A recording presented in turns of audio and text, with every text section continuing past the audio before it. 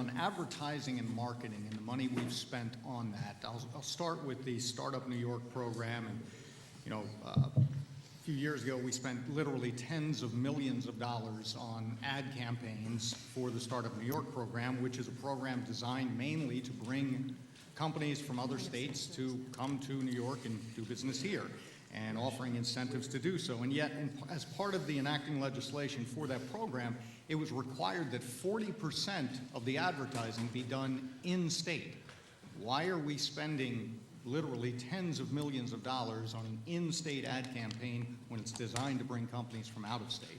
Well, of course, the answer is it's not just designed to bring companies from out of state. So, a lot of the companies that we're going to they're going to enter the program are going to be hopefully companies that are, oftentimes early stage businesses and coming out of our incubators and hotspots and centers of excellence and advanced technology. And, the healthiest economy is that economy that grows organically. And I think growing businesses through those assets that we have that develop innovation and then can take advantage of Startup New York are ways that we can keep those businesses here. So, are there businesses that are going to be attracted to Startup New York? In Buffalo, we've got a company called Bach USA that I think now has over 100 people. They came from Haiti to start a business in Buffalo because of Startup New York, and there are other examples of that. But most of them are, I think, grow organically, or early stage businesses, entrepreneurs that are part of the ecosystem in New York State. So it's both. And so we advertise it in both. And, I'll say one more thing, and I appreciate everyone for, in large part, some of the issues around promoting Startup New York are in the rearview mirror. But, we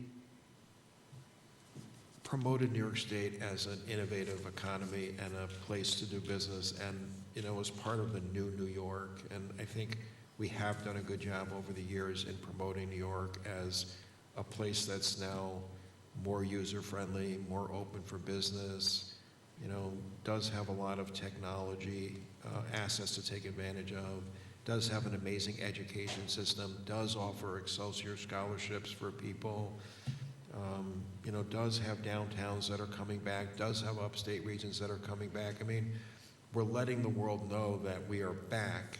For parts of New York State, you've been back for a long time. For other parts of New York State, we're just coming back and have just come back. So it's sort of like tourism, right? You can say, why promote tourism in state? Why not just promote tourism out of state? But so much of tourism happens in state. People who choose to stay in New York and have a vacation as opposed to go to Pennsylvania. So in all of these things, we do promote both in-state and out-of-state, and it's good business to do that, and I think it follows where we do business. And I appreciate that, although we were supposed to get, I believe, more regular reports telling us the progress of this, and of the little bit of information I have received on the progress, very few of those businesses were from in-state.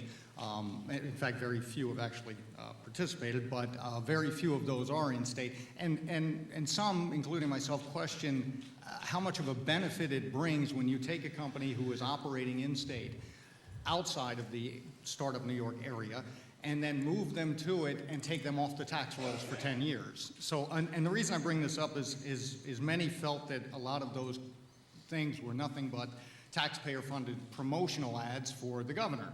So I bring us to a letter I sent to your office at the end of the year, this past year, because the last week of the year, the governor issued an executive order which would allow property owners to pay their property taxes early. Now, we've still not determined whether or not that is actually going to benefit them, but it was done kind of as a preemptive thing by the governor.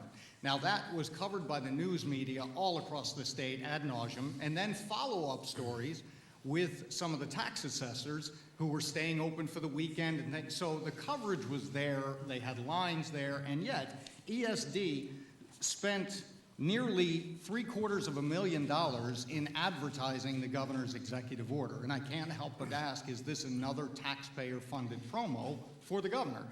because all of New York heard about his executive order. Why did we need to run $643,000 plus of TV ads, another $65,000 in radio ads, and then social media, print, and everything else? Why did we need to do that, and why did ESD do that? Well, the people of New York needed to know that it was available to them. We were all being inundated with questions and requests, and I think the idea that we're going to be user-friendly for New Yorkers and, you know, try to do what we can to help them retain their disposable income, and so they can hopefully spend it here in New York or do whatever they want with it, is important. And, you know, the ability to do that, it wasn't, you know, necessarily as widely, you know, known as you might have imagined or might imagine. And, you know, the greater scheme of spending to help as many New Yorkers as I think it did, I don't think it was out of line. But, you know, it was taken advantage of. Anecdotally, I can't tell you because municipalities have the information exactly how many people did it, but I do think there were long lines in a lot of places, so I think we did get the word out. And, you know, I think it's good for business. We want to be good for business. We want to be good for the citizens of New York. And this was an unusual circumstance. There wasn't a lot of time to, you know, debate it. I think it was an appropriate action that I think most people appreciate the fact that he did it, and we let people know. Thank you, Mr. Murray. Thank you.